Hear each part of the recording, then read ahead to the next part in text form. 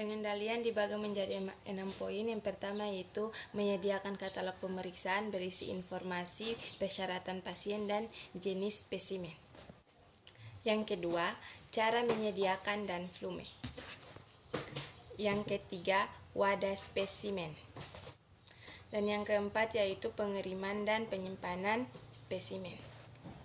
Kelima, menyediakan prosedur operasional buku atau SOP.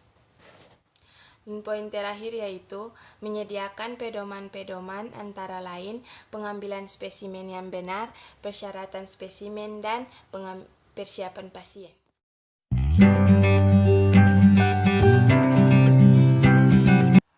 Kegiatan praanalitik dibagi menjadi 8 poin. Yang pertama yaitu persiapan pasien secara umum. Yang kedua, persiapan pasien untuk mengambil spesimen sesuai persyaratan umum. Yang ketiga, menghindari pemakaian obat-obatan sebelum spesimen diambil. Keempat, menghindari aktivitas fisik sebelum spesimen diambil. Kelima, memperhatikan efek postur pengambilan darah paling baik dan duduk tenang dibanding berdiri karena keseimbangan cairan akan terganggu. Keenam, diet dapat mempengaruhi hasil pemeriksaan. Ketujuh, merokok dan minuman beralkohol dapat mempengaruhi hasil pemeriksaan. Dan yang terakhir, poin ke-8 yaitu ketinggian suatu tempat dapat mempengaruhi hasil pemeriksaan. Ya, di sini saya akan jelaskan tentang pengambilan spesimen. Peralatan yang digunakan harus memenuhi persyaratan tertentu.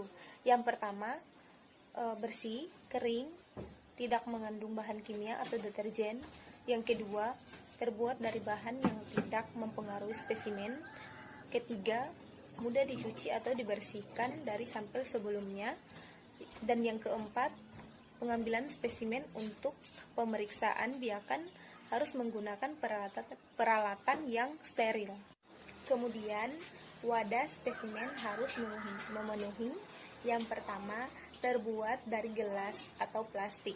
Untuk spesimen darah harus terbuat dari gelas. Yang kedua, tidak bocor atau merembes. Yang ketiga, harus dapat ditutup rapat dengan tutup berulir. Yang keempat, besar wadah disesuaikan dengan volume spesimen. Yang kelima, bersih dan kering. Yang keenam, tidak mempengaruhi sifat zat dalam spesimen. Dan yang ketujuh, tidak mengandung bahan kimia atau deterjen. Yang kedelapan, untuk pemeriksaan zat dalam spesimen yang mudah rusak atau terurai karena pengaruh sinar matahari, maka digunakan botol coklat. Dan yang kesembilan, untuk pemeriksaan biakan dan uji kepekaan kuman, wadah harus steril. Kemudian pengawet diberikan agar sampel akan diperiksa dapat dipertahankan kondisi dan jumlahnya dalam waktu tertentu. Antikoagulan digunakan untuk mencegah pembekuan darah. Kemudian waktu yang harus diperlukan, pada umumnya pengambilan spesimen dilakukan pada pagi hari, terutama untuk pemeriksaan virologi, karena umumnya nilai normal ditetapkan pada keadaan basal. Kemudian lokasi. Sebelum pengambilan spesimen, harus ditetapkan terlebih dahulu lokasi pengambilan yang tepat sesuai dengan jenis pemeriksaan yang diminta. Spesimen untuk pemeriksaan menggunakan darah vena. Umumnya diambil dari vena cavity daerah siku. Kemudian volume. Volume spesimen yang diambil harus mencukupi kebutuhan pemeriksaan laboratorium yang diminta atau dapat memiliki objek yang diperiksa. Teknik pengambilan spesimen harus dilaksanakan dengan cara yang benar.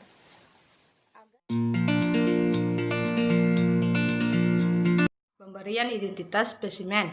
Spesimen merupakan hal yang penting baik pada saat pengisian surat pengantar formulir, permintaan pemeriksaan, pendaftaran pengisian label wadah spesimen. Pada surat pengantar atau formulir permintaan pemeriksaan laboratorium sebaiknya memuat secara lengkap, yaitu ada yang pertama tanggal permintaan, yang kedua tanggal dan jam pengambilan spesimen, yang ketiga identitas pasien, nama, umur, jenis kelamin, alamat atau ruang, termasuk rekam medik. Yang keempat ada identitas pengirim, nama, alamat, nomor telepon. Yang kelima ada nomor laboratorium. Yang keenam, diagnosis keterangan klinik. Yang ketujuh, obat-obatan yang telah diberikan dan lama pemberian. Yang kedelapan, pemeriksaan laboratorium yang diminta. Yang kesembilan, jenis spesimen. Yang kesepuluh, lokasi pengambilan spesimen. Yang kesebelas, volume spesimen dan pengawet yang digunakan. Yang ke-12, nama pengambilan spesimen.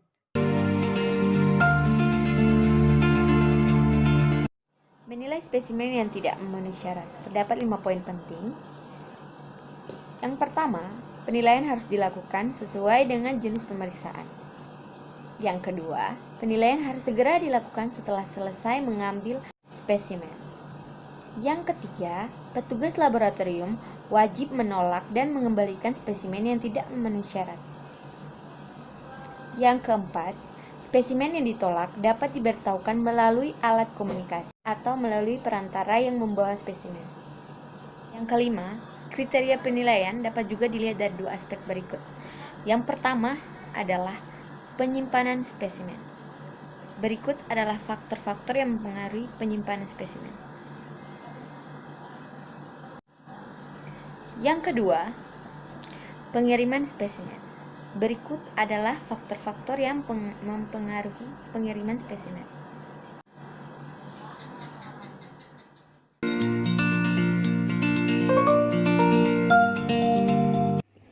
Yang pertama, mengerjakan proses atau prosedur sesuai standar SPO yang telah ditentukan.